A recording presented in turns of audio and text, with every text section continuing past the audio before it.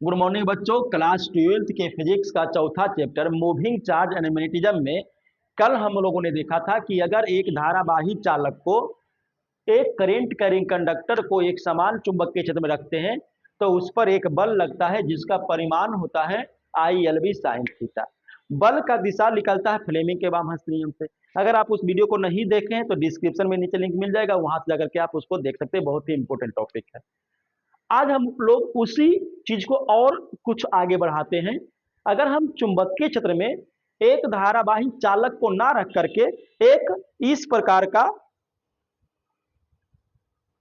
आयताकार क्वाइल को रख दे, एक धारावाही लूप को रख दे, तो इस पर कितना बल लगेगा, बल लगेगा कि नहीं लगेगा, बल आघूर्ण कितना होगा, उसी को हम लोग को पढ़ना है। क्लास 12th के फिजिक्स का बहुत ही इंपॉर्टेंट टॉपिक है। बिहार बोर्ड में इस टॉपिक से लॉन्ग टाइप क्वेश्चन 5 मार्क्स के, न्यूमेरिकल शॉर्ट टाइप में और ऑब्जेक्टिव बहुत सारे पूछे जाते हैं, इसलिए वीडियो में लास्ट तक बने रहिएगा। बहुत ही इंटरेस्टिंग टॉपिक है, बहुत ही मजेदार तरीके से आपको बताया जाएगा।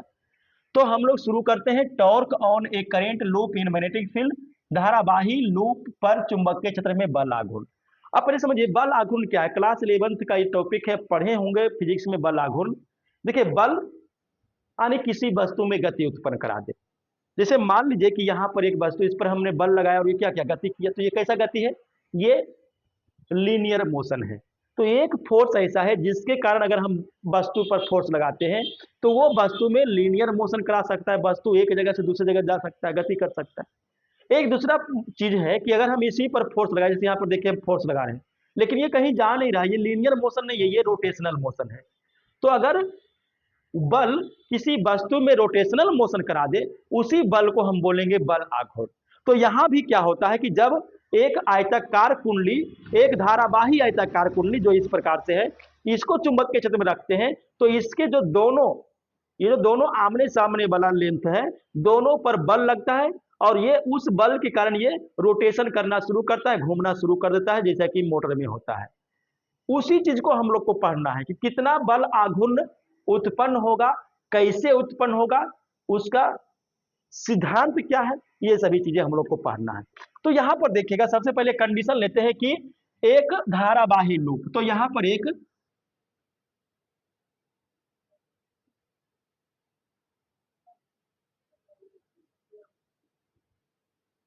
ये देखिए एक आयताकार लूप हो गया। अब ये आयताकार लूप जो है वो इस प्रकार से घूमेगा, तो इसका एक्सिस देखिए यहाँ पे बीच में, यहाँ पर एक्सिस होगा, उसी एक्सिस के चारों तरफ वो घूमेगा। तो यहाँ पर इसका एक एक्सिस बना लेते हैं। तो ये देखिए इस एक्सिस के चारों ओर ये घूमेगा। अब इस क्वाइल का नाम रख देते हैं PQRS। और धारावाही चालक है तो यहां से धारा देखिए I इन करेगा, ये यहां से फिर बेंड होगा, फिर I ऊपर जाएगा, फिर इधर से घूम जाएगा, फिर ये इस प्रकार से यहां से करंट बाहर निकल जाएगा। तो ये हो गया एक धारावाही लूप हो गया। अब इसका चौड़ाई मान लीजिए W है ये, और ये लंबाई मान लीजिए L है। अब ये जो पूरा लूप है, धारावाही लूप है, इसको एक समान चुंबकीय क्षेत्र में रखना है। तो चुंबकीय क्षेत्र के लिए यहां पर हम लोग चुंबक का दो पोल, एक N पोल और एक S पोल लाते हैं, और ये मैग्नेटिक फील्ड बनाना है। इसको मैग्नेटिक फील्ड N से S की ओर बनेगा। तो यहां पे देखिए ये इस प्रकार से मैग्नेटिक फील्ड बनेगा। मैग्नेटिक फील्ड का कुछ मैग्नीट्यूड होगा, B वेक्टर मान लेते हैं। अब यहां पर समझिएगा कि मैग्नेटिक फील्ड जो है धारावाही चालक पर एक बल लगाता है, कल हम लोग देखे थे। तो अगर हम PS भुजा को देखें, PS भुजा को, तो PS भुजा पर लगने वाला बल F वेक्टर होगा कितना, तो ILB sin थीटा होता है। अब थीटा क्या है, तो थीटा है धारावाही चालक और चुंबकीय क्षेत्र के बीच का फोर्स। अब देखिए करंट ऊपर की ओर जा रहा है, चुंबकीय क्षेत्र इस डायरेक्शन में, तो इस तरह का एंगल बन रहा है 90 डिग्री का। अगर 90 डिग्री का कोण बनेगा तो साइन 90 का मान 1 होता है। तो आई एल बी गुना 1 करेंगे तो आई एल बी आएगा, यानी कि पी एस भुजा पर एक बल लगेगा जिसका परिमाण होगा आई एल बी, और इसका दिशा फ्लेमिंग के बाम हाथ नियम से निकालिए। बाएं हाथ का 3 उंगली को इसे रखेंगे, एफ बी आई, हमको एफ का दिशा चाहिए, अंगूठा का दिशा चाहिए हमको। तो बी देखिए ब्लू लाइन, एफ बी, ये देखिए बी हो गया। आई कहाँ है, देखिए आई है ऊपर की ओर, तो आई को ऊपर की ओर ले जाइए, कहाँ चला गया अंगूठा, अंदर की ओर। तो यहां पर जो बल लगेगा वो लगेगा अंदर की ओर, क्रॉस लिखा हुआ रहे इसका मतलब है अंदर की ओर। तो इस भुजा पर एक बल लगेगा भीतर की ओर, तो भीतर लाइन खींच नहीं सकते बोर्ड पर, इसलिए इसको ऐसे दर्शा देते। चलिए ये भीतर की ओर है, ये एफ वेक्टर लग गया, और ये कहाँ लग रहा है, तो ये लग रहा है भीतर की ओर, क्रॉस रहेगा तो भीतर की ओर। उसी प्रकार से इसका अपोजिट वाला भुजा जो क्यू आर है उसको देखिए, तो क्यू आर पर लगने वाला बल एफ वेक्टर, चूंकि यहां पर ऐसा करिए, इसको 1 मान लीजिए, इसको 2 मान लीजिए। अब अगर हम यहां पर भी देखें तो इस चालक पर भी लगने वाला बल I L B sine theta ही होगा, तो आई एल बी फिर साइन थीटा वही लंबत आएगा, तो आई एल बी ही रह जाएगा, और इसका दिशा किधर होगा, अब देखिए एफ बी आई, तो बी उधर ठीक है, आई नीचे भी धारा ठीक है, अंगूठा बाहर की ओर है, तो इस पर बल लगेगा बाहर, बाहर लाइन खींच नहीं सकते हैं, तो इसको ऐसे दर्शा देते हैं। तो यहाँ एफ वेक्टर लग गया, दूसरा फोर्स 2, और ये बाहर, तो बाहर के लिए ये डॉट दीजिएगा, ये डॉट बाहर की ओर दर्शाएगा, बाहर की ओर। अब जरा इसका एक्शन समझिए, ये आयताकार कुंडली है, इसका एक भुजा पी एस है, एक भुजा क्यू आर है, पी एस पर अंदर की ओर देखिए, अंदर की ओर अंदर ठेल रहे, अंदर की ओर बल लगा, और ये वाला जो भुजा इस पर बाहर की ओर, तो देखिए ये अंदर और बाहर, ये क्या देखिए ये घूम जाएगा, बल आघूर्ण इसी को कहते हैं, जब घूमेगा बल लगेगा उसी को बल आघूर्ण बोलेंगे। तो ये जो घूमने में बल आघूर्ण है उसी को हम लोग निकालना है। अब जरा यहाँ पर समझ ही गए होंगे कि यहां देखिए, चूंकि ये जो दो बल निकला है, चूंकि ये दोनों बल परिमाण में तो बराबर है, आई एल बी है, तो परिमाण में समान, लेकिन दिशा जरा दोनों का देखिए, दिशा में विपरीत है, एक अंदर की ओर है तो एक बाहर की ओर है। अतः ये एक बल युग्म का निर्माण करते हैं,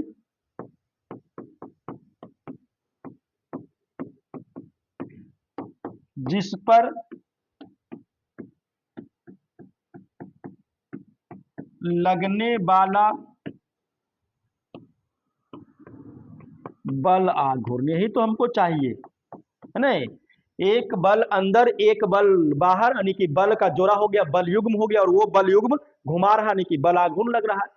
और वो बल आघूर्ण को सूचित हम करेंगे एक स्पेशल लेटर से, ग्रीक लेटर से, इसको टाउ पढ़िएगा, और बल आघूर्ण का फॉर्मूला रखिएगा, फोर्स यानी कि बल गुना परपेंडिकुलर डिस्टेंस बिटवीन फोर्स, यानी कि बल गुना बलों के बीच का लांबिक दूरी, ये फॉर्मूला हो गया।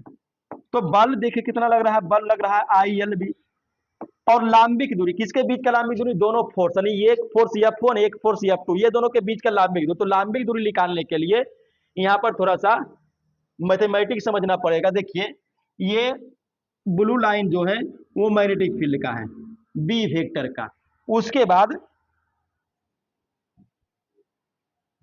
यहां पे देखिएगा, ये जो PQ है, ये जो ब्लैक लाइन PQ जो है, ये PQ, ये कुंडली का ये विड्थ है, ये चौड़ाई है कुंडली का, और ये इस प्रकार से घूम रहा है, ठीक है।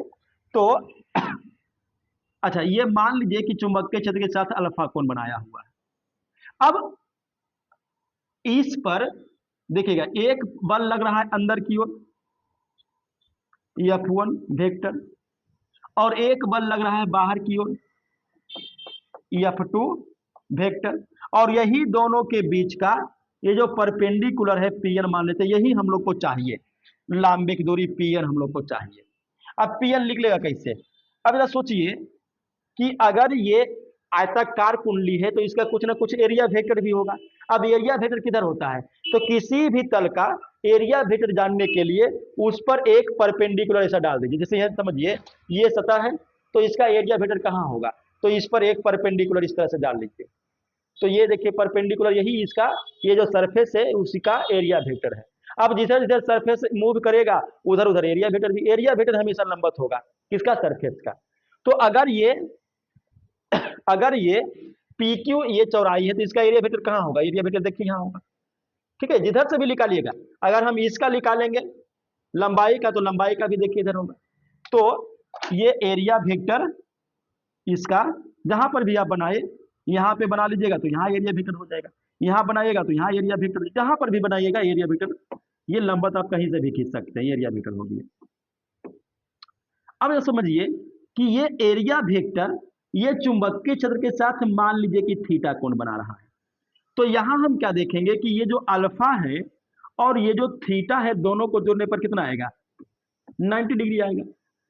ठीक है, अब देखिए ये वाला जो है और ये वाला जो है, ये जो पी क्यू है और ये एरिया वेक्टर तो लंबवत होता है, तो ये पी क्यू और ये एरिया वेक्टर, थोड़ा सा इसको ऐसा नहीं होता है तो एरिया वेक्टर को चलिए इसे कर लेते हैं, चलिए एरिया वेक्टर हो गया। अब देखिए ये थीटा कोण बना रहा है। अब देखिए ये वाला एंगल पूरा जो है, ये वाला पूरा एंगल 90 डिग्री का होगा। अब 90 डिग्री का क्या होगा, क्योंकि एरिया वेक्टर तल पर लंबवत होता है तो ये 90 डिग्री का हो जाएगा।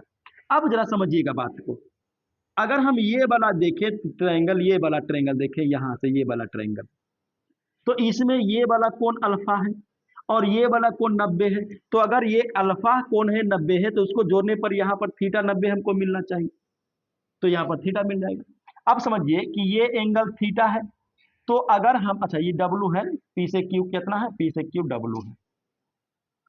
तो अब समझिएगा बात को, पी से क्यू हमको मालूम है कि डब्लू है और ये थीटा के सामने ये वाला भुजा जो हमको चाहिए पी एन, वो होता है लंब। तो ये लंब और कर्ण हमको मालूम है, तो लंब और कर्ण किस में आएगा, साइन थीटा में। तो यहां से अगर हम लोग देखें ट्रायंगल पी क्यू एन में,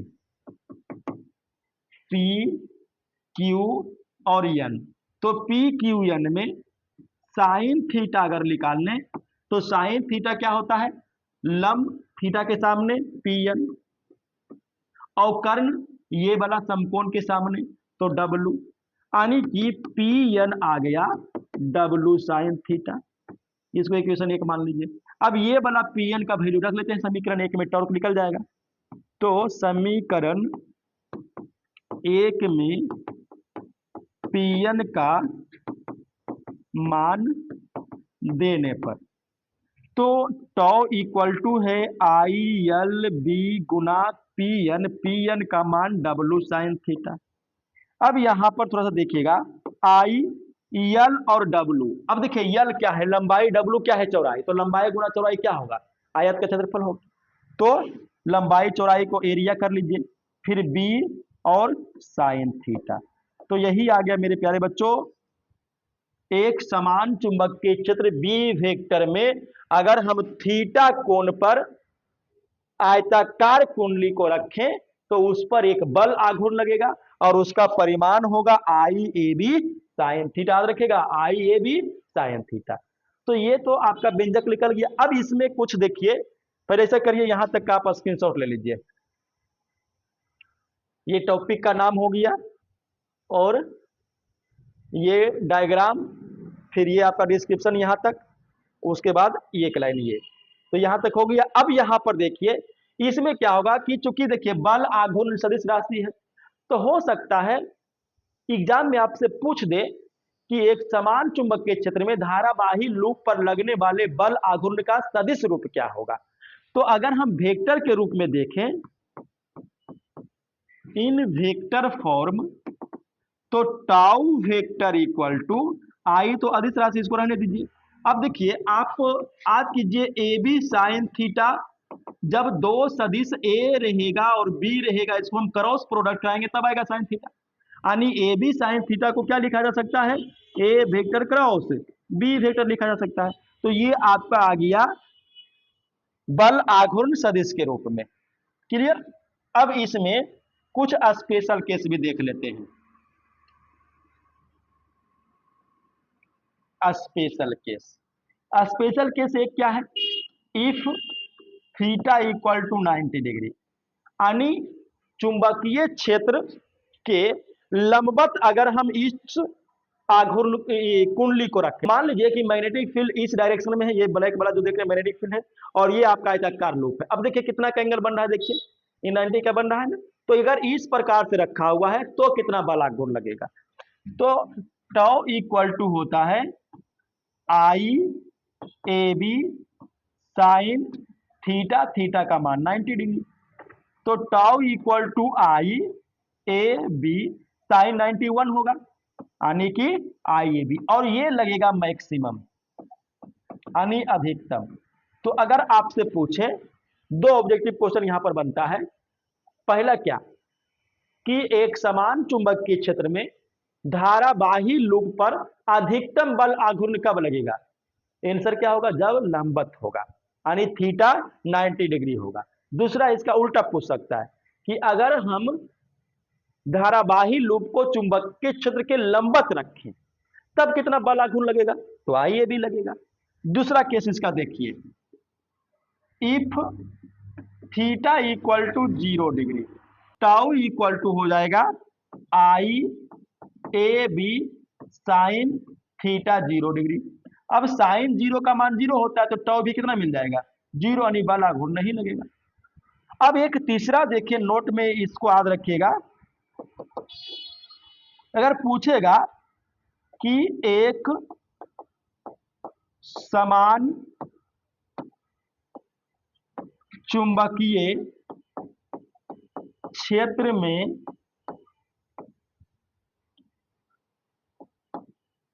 धारावाही लूप या कुंडली भी लिखा हुआ रह सकता है, कुंडली पर लगने वाला बल कितना होता है, तो इसका आंसर होगा 0। याद रखिएगा, एक समान चुंबकीय क्षेत्र में अगर हम धारावाही लूप को रख दें तो इस पर कोई भी बल काम नहीं करेगा। क्यों बल काम नहीं करेगा, क्योंकि यहां पर देखिए आई एल बी अंदर की ओर और आई एल बी बाहर की ओर, तो इस पर एक बल बाहर लगेगा और एक बल अंदर लगेगा, दोनों का परिमाण बराबर है, आई एल बी और आई एल बी। अब जरा समझिए, मान लीजिए कि ये एक वस्तु है, इस पर इधर बाहर की ओर कोई आई एल बी लगा रहा है और इस पर अंदर कोई आई एल बी लगा रहा है, मतलब इधर कोई खींच रहा है कोई इधर खींच रहा है, लेकिन बल का परिमाण बराबर है, तो इस पर क्या रिजल्टेंट फोर्स लगेगा, नहीं लगेगा, क्योंकि दोनों का तो बराबर है, इधर भी 5 न्यूटन इधर भी 5 न्यूटन मान लीजिए लग रहा है, तो ये जो पेंसिल है वो कहां जाएगा, कहीं पर नहीं जाएगा। हाँ, रिजल्ट कब लगेगा, जब मान लो इधर से कोई 10 न्यूटन लगा दिया, इधर से 5 ही न्यूटन लगा रहा है, तो इधर का रिजल्टेंट बढ़ जाएगा। तो वही चीज यहां पर है कि दोनों बल परिमाण में बराबर है, इसीलिए फोर्स नहीं लगेगा, क्या लगेगा, बल आघूर्ण लगेगा। क्या लगेगा, बल आघूर्ण। तो पूछेगा कि बल कितना, तो 0, क्या लगेगा, तो बल आघूर्ण लगेगा। कितना लगेगा, आई ए बी साइन थीटा लगेगा। वेक्टर के रूप में क्या लगेगा, तो आई इंटू ए वेक्टर क्रॉस बी वेक्टर लगेगा। तो आप इसको याद रखिएगा। तो ये आज का टॉपिक धारावाही लूप में चुंबकीय क्षेत्र पर लगने वाला बल आघूर्ण समाप्त हो गया। आपको ये वीडियो कैसा लगा हमें कमेंट करके जरूर बताएं, और अगर आप क्लास 12 के फिजिक्स का अच्छी तरह से अध्ययन करना चाहते हैं तो आप हमारे चैनल को सब्सक्राइब करें। कल का वीडियो हम लोग देखेंगे दो समानांतर धारावाही चालक के बीच लगने वाला बल। उस वीडियो को देखना ना भूले, बहुत ही इंपॉर्टेंट टॉपिक है।